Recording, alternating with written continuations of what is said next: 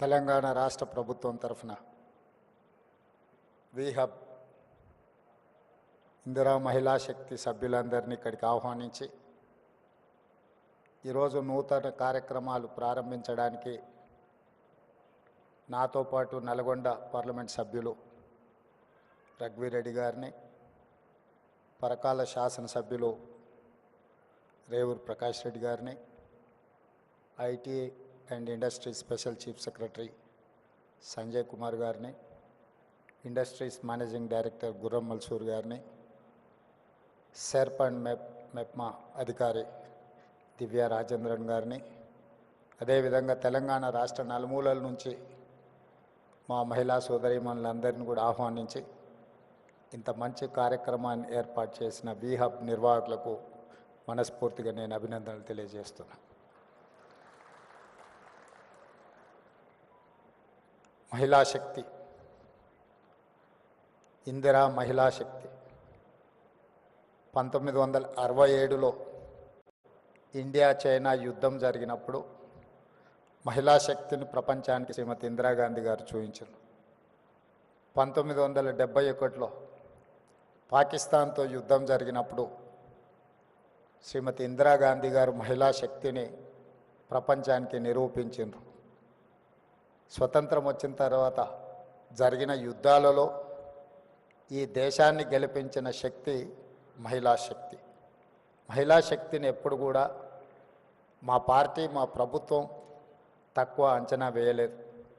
సుదీర్ఘమైన కాంగ్రెస్ పార్టీ అధ్యక్షురాలుగా శ్రీమతి సోనియా గాంధీ గారు బాధ్యత నెరవేర్చి 10 సంవత్సరాలు యూపీఏ 1, యూపీఏ 2 ప్రభుత్వాలను తీసుకురావడమే కాకుండా right to education act, right to information act, food security act ఇలాంటి అత్యంత పారదర్శకమైన చట్టాలను శ్రీమతి సోనియా గాంధీ గారు తీసుకొచ్చి మహిళల యొక్క శక్తిని నిరూపించి మహిళలే ఈ దేశానికి ఆదర్శం, మహిళా శక్తి అండగా నిలబడితే ఈ దేశం అభివృద్ధి పదం వైపు నడుస్తుంది అని చెప్పి నిరూపించిన పార్టీ ప్రభుత్వం కాంగ్రెస్ పార్టీ, మా ప్రభుత్వం. ఈరోజు కూడా మా ప్రభుత్వం ఏర్పాటు చేసిన తర్వాత అప్పటి వరకు నిర్లక్ష్యానికి లోనైన స్వయం సహాయక సంఘాలను ఆర్థికంగా నిలబెట్టాలి. మహిళ ఆర్థికంగా నిలబడితే, ఒక్క మహిళ ఆర్థికంగా నిలబడితే ఆ కుటుంబాన్ని పూర్తి స్థాయిలో ఆర్థికంగా నిలబెడుతుంది. అలాంటి ఒక మహిళ కుటుంబాన్ని నిలబెడితే 1 కోటి మంది మహిళలు తెలంగాణలో ఆర్థికంగా నిలబడి 1 కోటి మంది మహిళలు కోటీశ్వరులు అయితే తెలంగాణనే ఈ దేశానికి ఆదర్శం అవుతుంది. ఈ దేశాన్ని ఆర్థికంగా నిలబెట్టాలి అని అంటే తెలంగాణ రాష్ట్రం $1 ట్రిలియన్ ఎకానమీకి అభివృద్ధి చెందాలి అని అంటే 1 కోటి మంది మహిళల్ని కోటీశ్వరులను చెయ్యాలన్న లక్ష్యంతో ఈరోజు మా ప్రభుత్వం పనిచేస్తుంది. అందులో భాగంగానే ఈరోజు ఇంతమంది మహిళల్ని ఇక్కడికి పిలిపించి ఇక్కడ ఇంత మంచి కార్యక్రమాన్ని ఏర్పాటు చేసి ప్రోత్సహించే పనిచేస్తున్నాం. మీ అందరికీ తెలిసి ఇక్కడికి వచ్చిన మహిళలకు గతంలో మీరందరూ పండుగకు అమ్మగారింటికి వెళ్ళాలన్నా, ఇంకేదైనా కార్యక్రమాలకు అమ్మవారిని దర్శించుకోవాలంటే ఇంట్లో బస్ ఛార్జీలు అడగాలి. ఇంటైనా లేదు అని అంటే మీరు వెళ్ళే పరిస్థితి లేదు.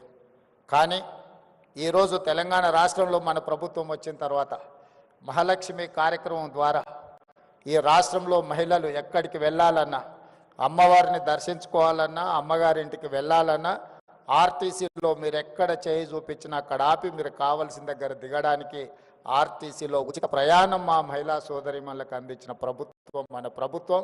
మహిళలకు ఒక ప్రత్యేక నజరానా శ్రీమతి సోనియా గాంధీ గారు ఇచ్చారు. దాదాపుగా ఇప్పటికీ 16-17 నెలల్లో 5,200 కోట్ల రూపాయలు ఈరోజు ఆర్టీసీకి రాష్ట్ర ప్రభుత్వం చెల్లించడం జరిగింది.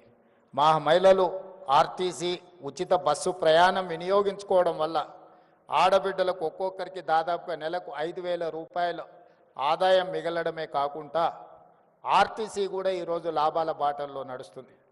గతంలో ఆర్టీసీ నష్టపోయి ఆర్టీసీని ప్రైవేటైజ్ చేస్తారన్నంత ప్రమాదానికి దారితీసింది. ఆనాడు జీత భత్యాల కోసం వాళ్ళు నిరసన తెలిపి బంధులు పాటిస్తే దాదాపుగా 50 మంది కార్మికులు చనిపోవడం జరిగింది.